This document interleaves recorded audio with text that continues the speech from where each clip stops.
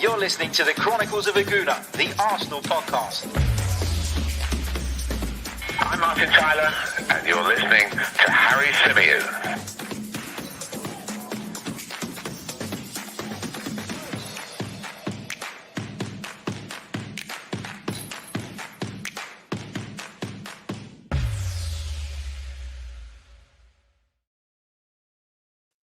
Hello and welcome back to the Chronicles of Aguna, the Arsenal podcast brought to you by 90 Min. As ever, I'm your host, Harry Symeou, and on this edition, we're going to be looking ahead to the first leg of Arsenal's Carabao Cup semi-final clash with Liverpool.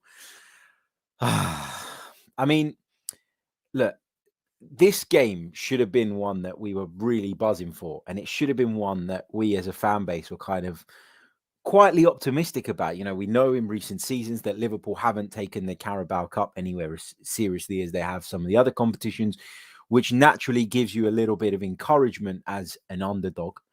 And then, of course, we went into last week, and the situation was that Liverpool had a lot of players missing with COVID. We were hammered as a fan base and hammered as sort of Arsenal people for suggesting that Liverpool should play the game. And my big fear about this game being postponed last week and being moved and the tie being changed around, obviously we had that slight advantage in that we then get to play at the Emirates second time around, right? Which I think is a bit of an advantage. But the point I was always making, and the point I really wanted to hammer home on that, was that Lady Luck has determined who has COVID and who doesn't have COVID. Okay. And at that point, although it would seem unfair for whichever side it is that are really sort of on their knees in terms of the COVID situation and without a lot of players, you'd say, well, it is. Hold on a second. Yeah, some of you asking for audio, some of you saying that it's fine. Give me a thumbs up in the chat if you can hear the audio. Essential Departure says it's fine and it's got sound. It's coming through at my end. So, yeah. Okay. Let's carry on. So, as I was saying, last week, the situation was that Lady Luck determined who had COVID and who didn't have COVID, right?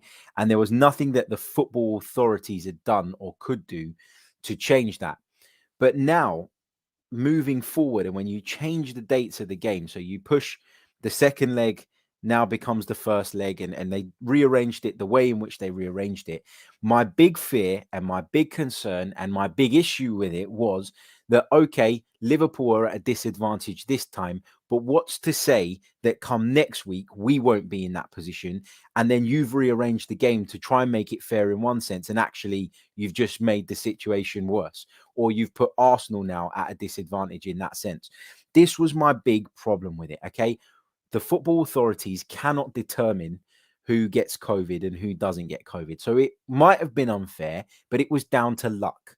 It was down to pot luck. And unfortunately for Liverpool, last week, they were the side that was struck with cases. Now we go into this fixture without a number of players. And we've heard today that we're also going to be without Emile Smith-Rowe, Martin Odegaard, and Takahiro Tomiyasu. We're hearing that Granit Xhaka is expected to be back. But that's a huge, huge blow for Arsenal in a fixture that I think was already going to be incredibly difficult. So as I say, I'm not, I would be a hypocrite now if I said that the game should be postponed. I don't think the game should be postponed. I think the game should go ahead. But the point I'm trying to make is, in postponing the game the first time around, they basically delayed a problem, and now that problem has flipped and reversed itself, and now Arsenal are the ones with the problem. Do you see what I'm trying to say? Add to that the cases that they did point to as a case and a reason for the game being called off have all come back as false positives, barring one. You have to feel aggrieved and frustrated as an Arsenal fan. And people say to me all the time, in my job, I need to be fair and I need to be balanced, and I cannot show any bias. But it's impossible not to in this situation.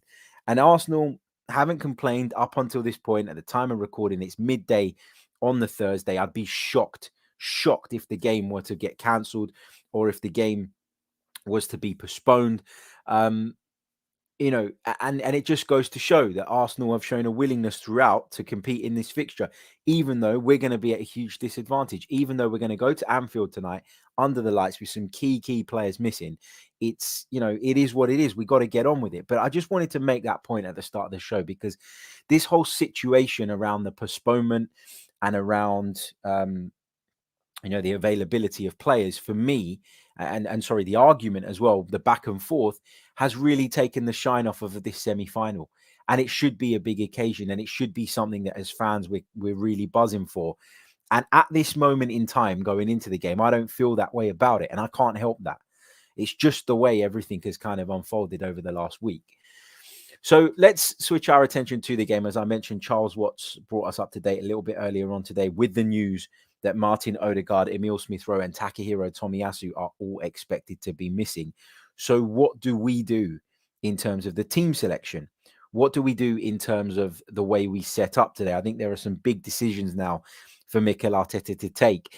I've always maintained that the Premier League for me is the priority. And with the North London derby coming up at the weekend, having been leapfrogged by West Ham United last night, the North London derby is huge and it takes precedent for me over this game. So do I want to throw a semi-final? Do I want to be in a position where we're paying less love and less attention to a game that, there's a final at the end of it? No, obviously not. But we don't live in an ideal world. And we've talked about the mismanagement of the squad and the fact that we've left ourselves really short in certain areas. And this is a consequence of that. We're going to have to prioritize one or the other. And I think that Mikel Arteta, although he hates losing and although he'll get a ton of criticism if we go to Anfield and get completely obliterated like we have done in years and seasons gone by, I think he knows that the Premier League takes precedent. And I think you might see some of that reflected in the team selection tonight. When I say that, I don't mean that he's going to play a weak team on purpose. The fact is we are so paper thin at the moment that he's going to have to pick a weak team anyway. But I suspect that maybe not his message to the players, because I don't think you ever want to give that kind of message going into a match. But in his mind, it's more about Sunday. I genuinely do believe that. Whether rightly or wrongly, in an ideal world, you want to be competitive in every single game. You want to compete on all fronts. But unfortunately, the mismanagement, as I keep saying, of this squad and the fact that we've left ourselves incredibly exposed in a number of areas means that we're not going to have the capacity, I don't believe, to compete on all of those fronts. So priorities are going to have to be decided, and certain competitions are going to have to take precedent. That's where I'm at with this situation at the moment. But let's move on. Let's talk about the team then, off the back of that news, that I would like to see start for the Gunners this evening. Look, it's going to be an incredibly difficult game. It doesn't matter who we pick. It's going to be tough going to Anfield. And the hope is that we can stay in the tie and give ourselves something to play for at Emirates Stadium next week. And we better have something to play for at Emirates Stadium next week, because Thursday, January the 20th, that's my wife's birthday, and I haven't quite broken the news to her yet that I'm going to be at Emirates Stadium. So the last thing I want to do is be going to the Emirates Stadium for a dead rubber, whilst also incurring the wrath of her as well. So hopefully we got something to play for. Let's move on then. Let's discuss the team that I would like to see Mikel Arteta pick this evening then. I'd like to see Aaron Ramsdale playing goal. Now, do I expect that to happen? Not really. I think that Bernd Leno has been the cup goalkeeper up until this point, and I'd be very surprised if Mikel Arteta were to take that responsibility away from him. I think Bernd Leno, he's had some decent performances at Anfield before in terms of saves. He's also made mistakes throughout his Arsenal career as well, and I think he's one of those players that a lot of people are still divided on. He's one of those that, he's not above Ramsdale at the moment, but every now and again he'll come in and he'll make a few good saves and you'll go, oh, you know what? Actually, we're very blessed. We've got two wonderful goalkeepers at our disposal. And then he'll go and do something stupid and you go, that's why Bernd Leno isn't in the side anymore. So I would go with Ramsdale. I think it's perfectly fine and reasonable to demand a goalkeeper to play 2 games in quick succession. We know that Takahiro Tomiyasu is out, which means we've got an issue at right back. Now, Cedric is obviously the player I expect to play. Mikel Arteta has always spoke well of Cedric. He's always held him in high esteem. He's always talked about what he can bring us in an attacking sense. But as a fan, I'm not necessarily convinced that Cedric is the better option tonight. The other option that I would consider, or the other two options I would consider, are either bringing in Callum Chambers at right back because he's played there before. And he's had some good games and he's had some bad games, but I think it's a position that he knows pretty well. The other option would be to bring in a Chambers, a Holding, or even a Pablo Mari into the centre back area and move Ben White out there. But for me, I always say this to you guys, and I said it when we were talking about that Villarreal semi-final defeat just the other day. I don't like the idea of disrupting two positions in a bid to solve one. And I think that we're a better side with Ben White and Gabriel at the heart of the defence. Therefore, I would look to do something slightly different. Take into consideration as well that Liverpool are without Sadio Mane on that left-hand side.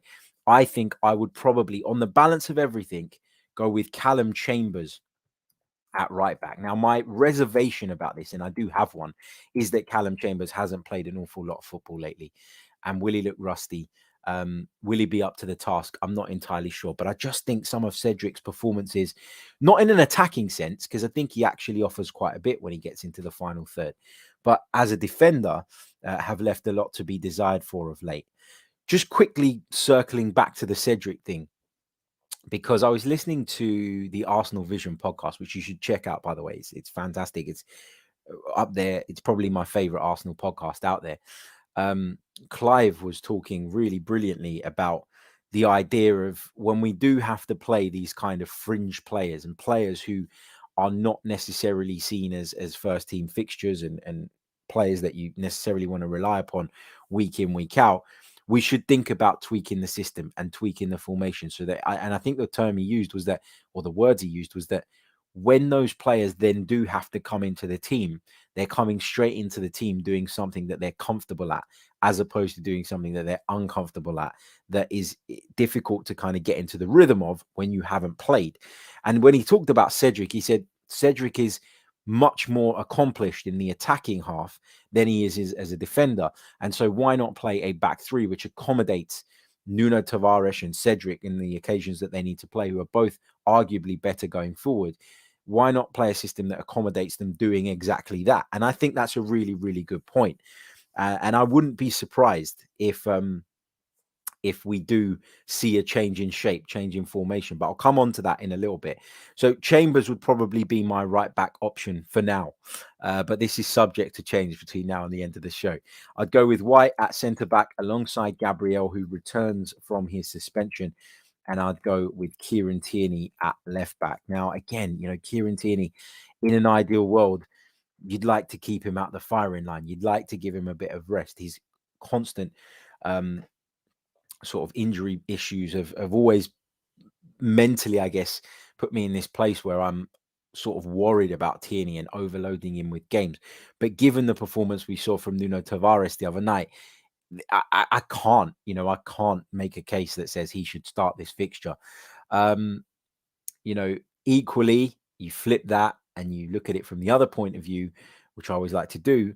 He has a real point to prove, Nuno Tavares, and could come into a game like this and performing well, kind of reignite his Arsenal career after, I'm not going to say an issue, but a bit of a dip in his form and that poor performance in Nottingham Forest. So I think Mikel Arteta will probably consider that. Moving into the midfield, this is where obviously we've got, in my opinion, the biggest problems. We expect Granit Xhaka to return, and he will undoubtedly be one of the first names on the team sheet. And I think for all the stick and all the criticism he gets, you only realize his importance to this side when he's not in it.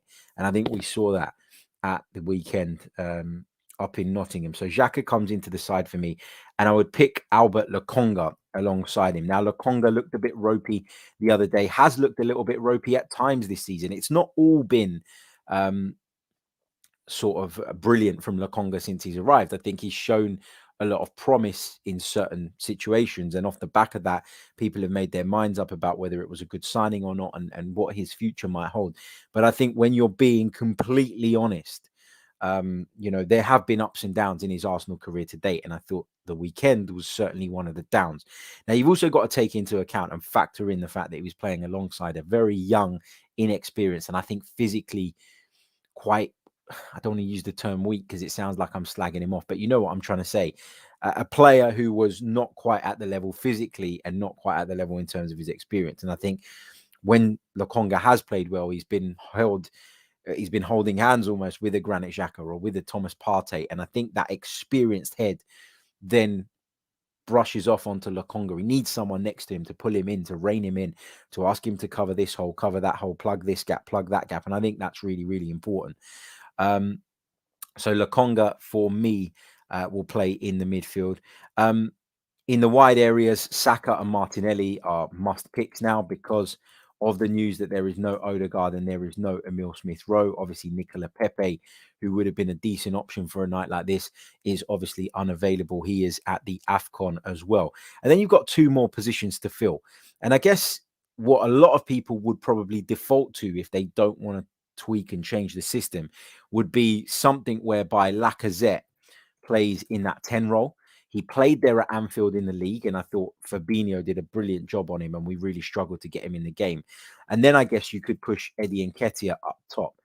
But having talked about the issues that I've talked about, and having talked about, the discussions, or having had the discussions that we had just a few moments ago, I'm not sure that this is the way to go. And I would be tempted at the very least to leave Nketiah out, add another centre-back to the picture, whether that be Holding or Pablo Mari or whoever. Let's say Holding, because that's the one that I think is most likely to come in if Mikel does this because of course, his standing within the team and the club at the moment, and play a little bit more like this with a kind of 5-4-1. I think that would give us a little bit more sturdiness. And I think that this is a good option for Mikel Arteta. So although, I've tried to kind of think about this logically and process my thoughts as I've been picking it, I think that ultimately, when I look at that Nketiah-Lacazette pairing, and hopefully I'm proven wrong if that is indeed what Mikel Arteta looks to go with, I just don't think it's that good. And I don't think it's that effective. And so I'd probably rather give us that little bit of extra stability at the back. Now, does that change things in terms of the right back position? Because as I said, I think that Cedric is a very good right wing back because he's better in the final third, in the attacking third. I think that's his strength. So does that mean that I change what I do at right back? If we go with this system and this formation, then yes, it does for me. And I'd put Cedric in over Chambers because I'd expect him to play. Although we're away at Liverpool and we're going to have to do a lot of defending, I'd expect him to spend a lot more time in these kind of areas, midfield and beyond, as when we're in possession, as opposed to if we were playing a back four where he needs to be a little bit more reserved, a little bit more conservative, and step infield more often. So the team I would go with, I've come to the decision. This is my conclusion. And remember, this is the team I would go with, and not necessarily the one I believe Mikel will go with, is Ramsdale in goal, three centre halves in Gabriel, Holding, and White, Cedric and Tierney in the wing back positions with Xhaka and Lokonga as a midfield duo, Martinelli from the left, Saka from the right, and Alexander Lacazette through the middle. That is the team that I would go with to face Liverpool at Anfield in the first leg of our Carabao Cup semi-final. Right. We're going to take a brief pause, and when we return, we'll be continuing the discussion, and we'll be getting your thoughts in the chat box as well. Welcome back to the Chronicles of a Gooner, Part 2, looking ahead to Liverpool versus Arsenal in the Carabao Cup semi-final. As I've just been saying, lots of decisions for Mikel Arteta to make, lots of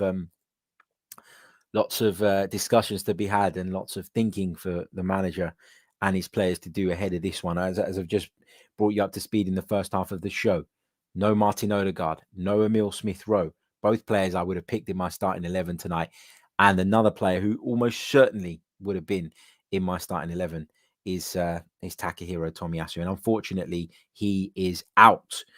So, just remind you of my team: Ramsdale in goal, back three of White, Holding, Gabriel, Tierney, and Cedric as the wing backs, obviously tucking in and becoming a back five when we are without possession. Xhaka and Lokonga would be my midfield pivot.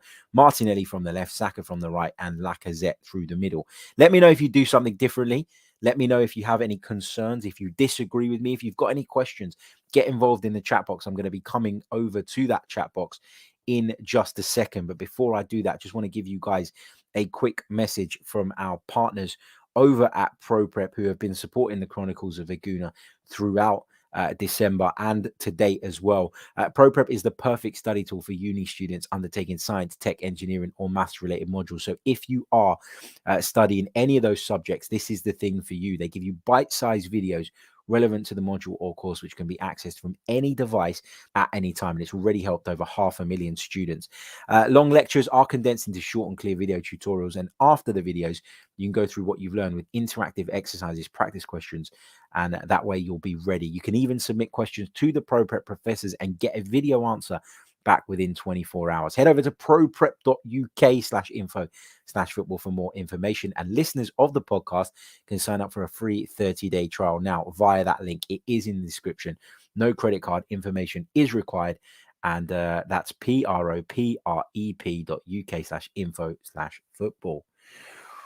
Right, let's see what you guys are saying. Just going back to the initial kind of discussion around this fixture. Cavill says, Harry, we got hustled by Liverpool, pure and simple, and we fell for it. The preparations for AFCON have been non-existent, and we are shooting ourselves with early January loans. Why are we so thick? It's, yeah, you know, you could see the kind of naivety a mile off, couldn't you? And that's obviously really, really frustrating. Essential Departure says, did Odegaard pick up COVID? Now, I don't know the exact reason why Martin Odegaard is unavailable. I've just clicked on the story.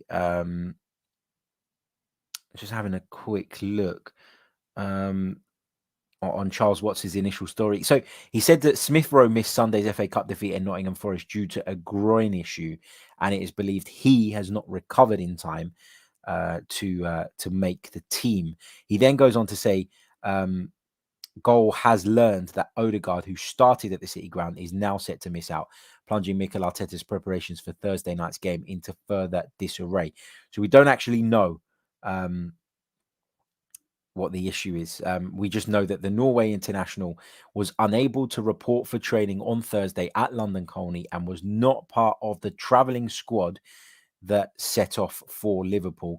We also know that Tomiyasu is out, still struggling with a calf problem. And that Cedric Suarez is probably in line to replace him. We also hear that Granit Xhaka, it looks set to be available after ending his isolation period following a positive test for COVID-19. So that's the reasoning we've got. There's no further information at the moment on the Odegaard stuff, but, you know, it's probably a fair assumption right now that that is the case, right? I mean, what else would it be? Not that I want it to be that, but at least if it is that, you know, he's not going to be out for a long sustained period of time. But yeah. Let's see what else we've got. Sam says, no surprise, Sky Sports is love child. Liverpool and Cyril Werner Klopp get things their way. I prefer not to speak, as Jose Mourinho would say on that. Alfred J says, if Mikel drops out of the FA Cup and League Cup and doesn't make the top four, is he finished? I think in a lot of fans' eyes, that won't be good enough. That won't be acceptable. Look, I still maintain that at the start of the season, my goal and aspiration and hope for Arsenal was that we'd get back into Europe. I think that was the first port of call. And as the season's gone on and we've actually looked quite good after that really difficult period, we had a little bit of a blip and we bounced back from it pretty quickly. I think when you look at the situation now, I think to be in the race for the top four in January means that you have to be aiming for that and you have to be going for it and you have to be pushing for it. But then I'd be a hypocrite if come the end of the season, I went, oh, well, you know, I was asking for a top six finish. We finished fifth and now I want the manager out. Like, do you see what I mean? I think we need to be consistent in the standards we uphold. And I think for me, the standard or the minimum requirement, and it is a minimum requirement, right? If we do finish in the top six, that is the bare minimum I expect from Mikel Arteta. But if I continue to see progress on the pitch in the way we did against Man City and in some of the other performances, then I'm willing to kind of bear with him because the progress would then be visible. I think for me, we're at a point now where obviously results are massive and very, very important, but also we need to be seeing that evolution on the pitch as well, and we need to look beyond the results. And I think this season, more so than last season, we've seen that evolution on the pitch as well, which is why a lot of people are feeling a lot more optimistic. But no, look, if he finishes fifth in the Premier League and doesn't go, we're out of the FA Cup, but we have made the Carabao Cup semi-final. So we have had a decent cup run in one of the competitions. I don't think you can say that he should be sacked or that he definitely should be sacked. If that's your opinion, fine. But I would like to think and hope that those opinions were based on more than just sort of losing a Carabao Cup semi-final and not progressing in the FA Cup. Let's see what else we've got. Nishith says, I'd play the game. We all know, win or lose, no one will remember context and use it as a stick to beat Arteta with. Tough luck, but it is what it is. Essential departure on the team says we're going to need Ramsdale's distribution. I think he's right. Alejandro says that if we don't hear from you after January 20th, should we worry, mate? Yeah, it's probably right. What else have we got? Vinny Eagle says, did you just call him Albert Lokonga? Haha. Yes, because that's his name. His name is Albert Sambi Lokonga. And I got used to calling him Albert Lokonga until he arrived at Arsenal and told everybody that he wanted to be known as Sambi. So I'm still making that adaptation in my mind. But his name is Albert Lokonga. It's not wrong. Let's see what else we've got. Afsar Gunner says, moon the likes. Yes, guys, please do, because there are around about 200 of you watching us live right now. We've only got 45 likes on the board, so please do get involved there. Let's take a few more comments. Afsar says, Harry for the Arsenal manager's job. I'm not sure I'd take it the way people get grief nowadays. Let's see. John Daly says, Ramsdale in goal, Nuno at right back. That's an interesting shout. White, Gabriel, and Tierney at left back. Sambi, Xhaka, Saka, Laka, Martinelli, and Eddie would be his team. Peanut Butter Jelly Time says, very worried about our creativity in the middle of the park today. I don't see us winning this one. Let's see what else we've got. Alan Luke is on his way up to Liverpool. He says, come on, you Gunners. Hope you enjoy the trip, mate. And wish you all the best. Hopefully you get back and you've got something to be positive about and something to celebrate. LTM LFC Liverpool fan says second leg. I'm assuming you're a Liverpool fan. Says second leg is now at the Emirates, but somehow you've been hustled. No, mate, that's not what we're saying. I said it at the top of the show. I obviously recognize that we get the second leg at the Emirates Stadium now, and I recognize that that is an advantage for us. You look at a tie overall in general, you'd like to play the second leg first. The point I'm trying to make is that 1 week you guys had a ton of cases and a ton of issues, which meant that you had key players unavailable.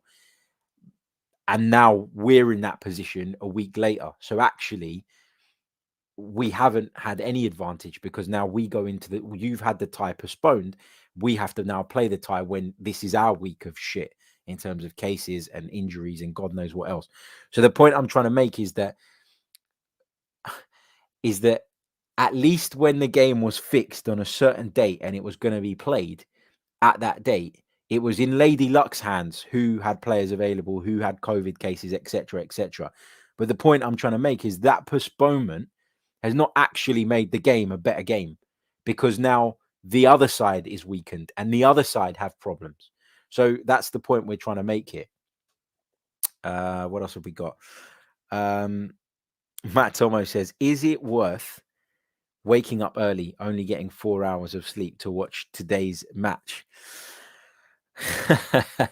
I don't want to answer that, mate, because I don't want to be responsible for you getting 4 hours sleep and then watching us get a drubbing up at Anfield.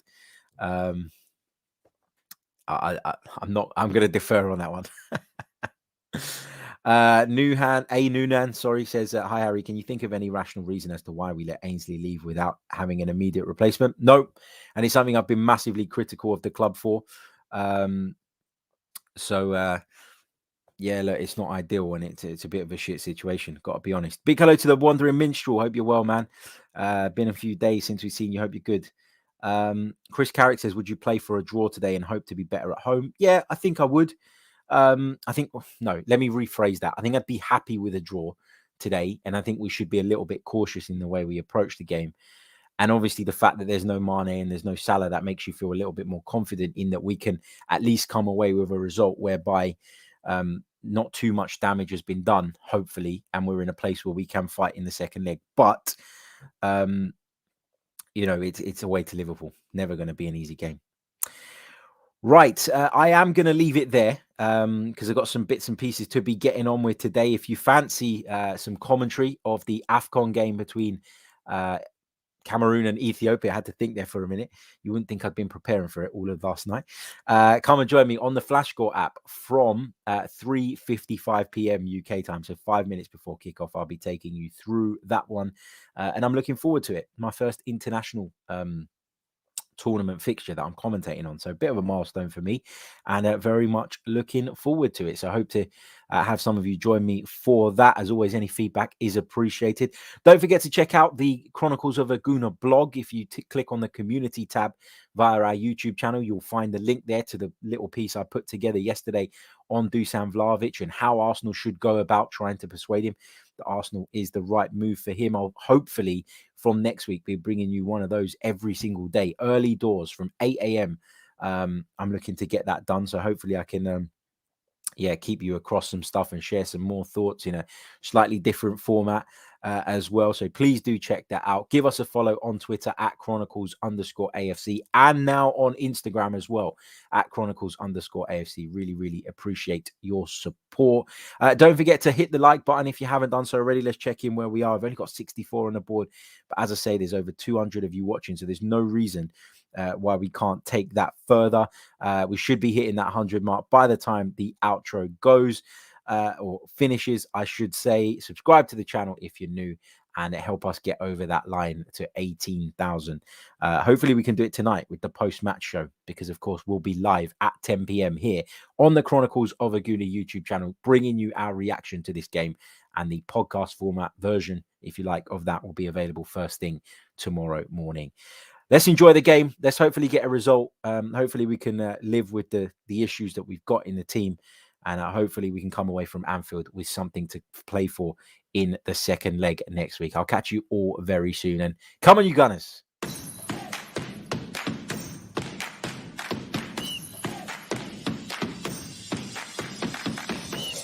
You're listening to the Chronicles of a Gooner, the Arsenal podcast. I'm Martin Tyler, and you're listening to Harry Symeou.